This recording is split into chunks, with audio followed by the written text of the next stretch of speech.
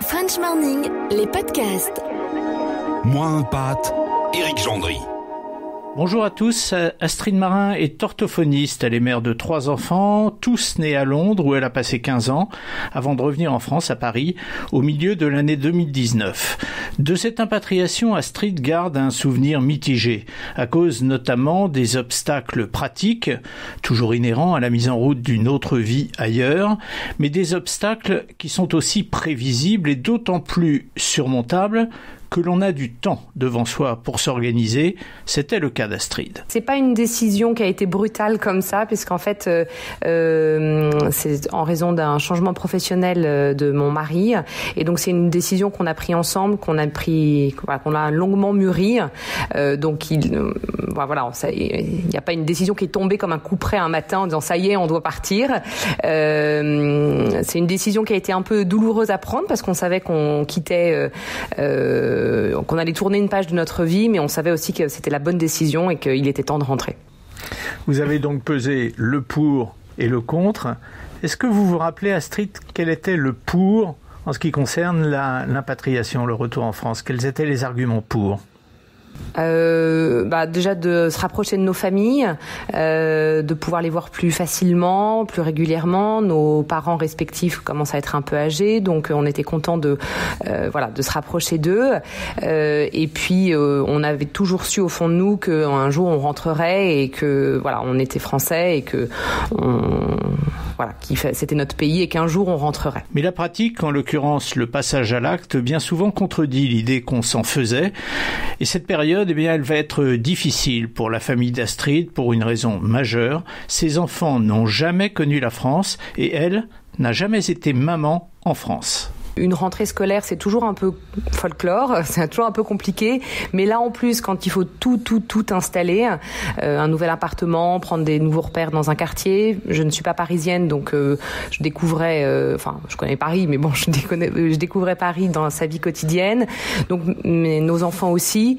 Oui, il y avait rien dans notre vie qui ne marchait sur de la routine. Donc, il fallait tout mettre en place. Donc, c'est ça qui a pris du temps. Et puis gérer les coups de cafard des uns et des autres, quand soi-même on n'est pas très au clair non plus là-dessus. Donc oui, les premiers mois ont été difficiles, mais on le savait. Donc maintenant ça y est, maintenant c'est derrière nous. Vous savez que les journalistes ont l'habitude de remuer ce qu'on dit la plume dans la plaie. Vous me parlez des coups de cafard des uns et des autres. Racontez-moi les coups de cafard de qui et de quelle manière se sont-ils manifestés?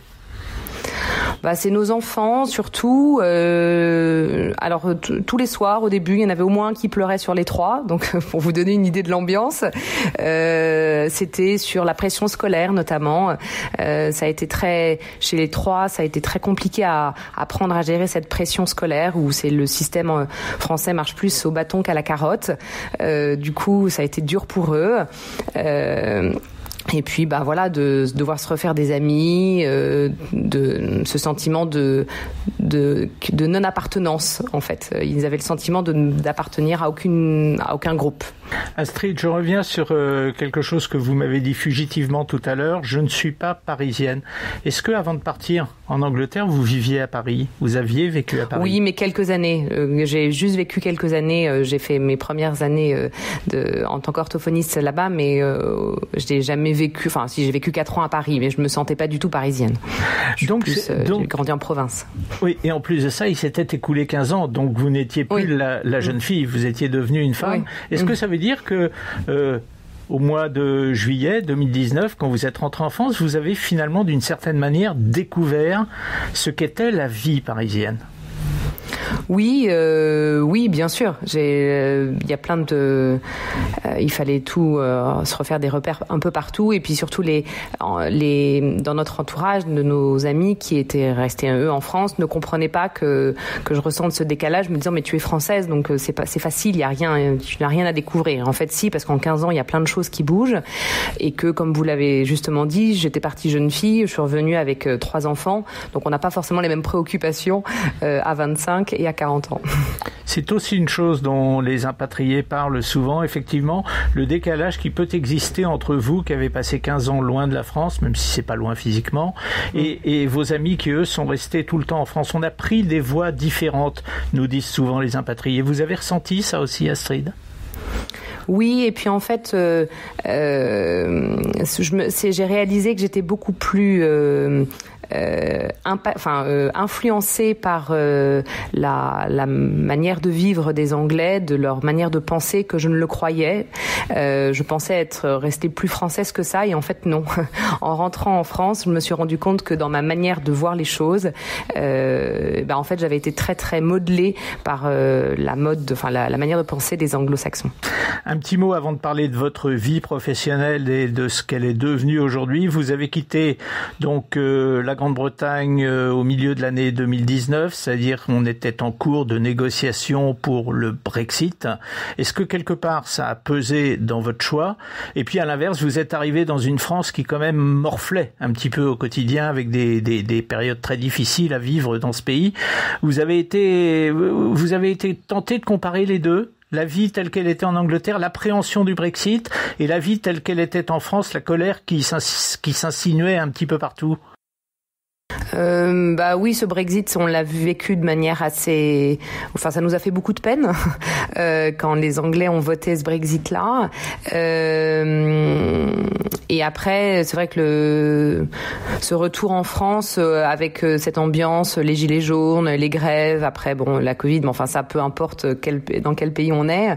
C'est vrai que c'était cette ambiance un peu délétère, était pas très agréable, et nos enfants ont été très marqués par ça aussi, par le fait que il y avait beaucoup de gens en colère qui le manifestaient et qui connaissaient pas du tout ça, donc ça les a beaucoup surpris.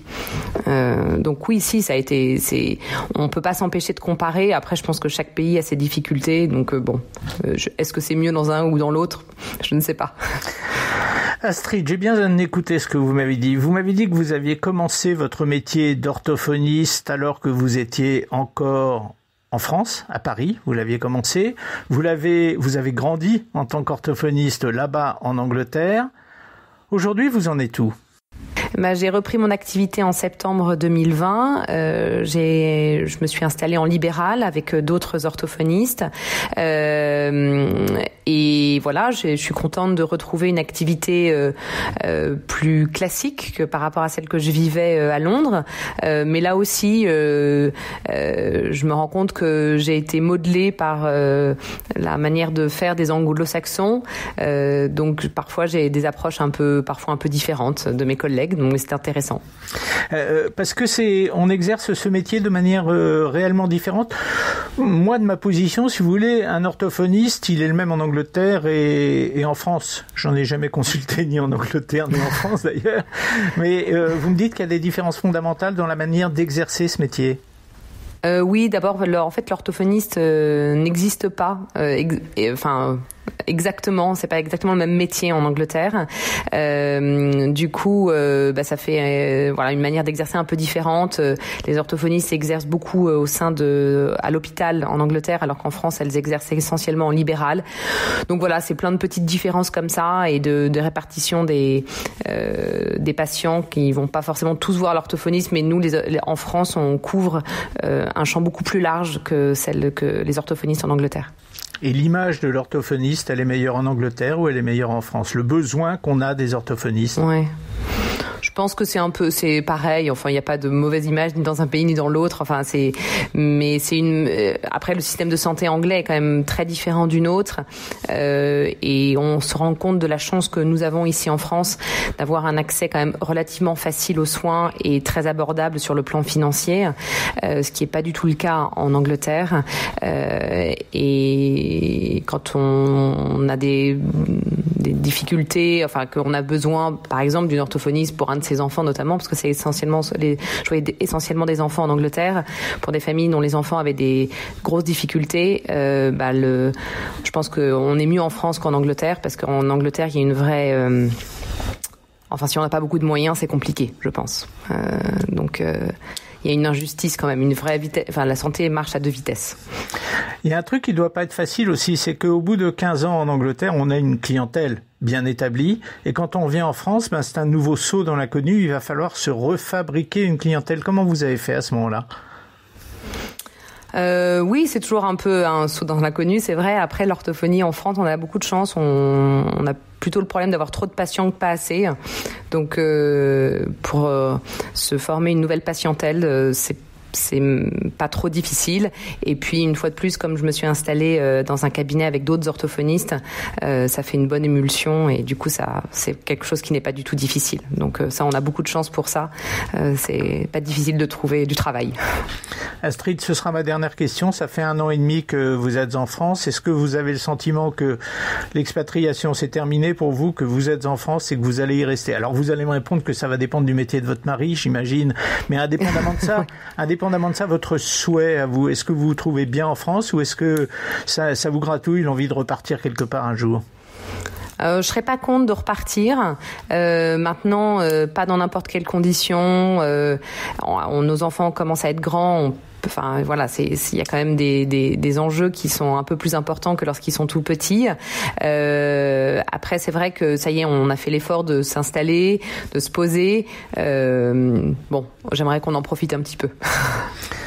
Impatriation difficile sur le plan personnel, plus facile sur le plan professionnel. Astrid Morin était avec nous aujourd'hui dans Moins à Pâte. Merci Astrid d'avoir été avec nous. Je vous en prie Eric, merci. Et bonne continuation pour la suite. Merci beaucoup. Au revoir.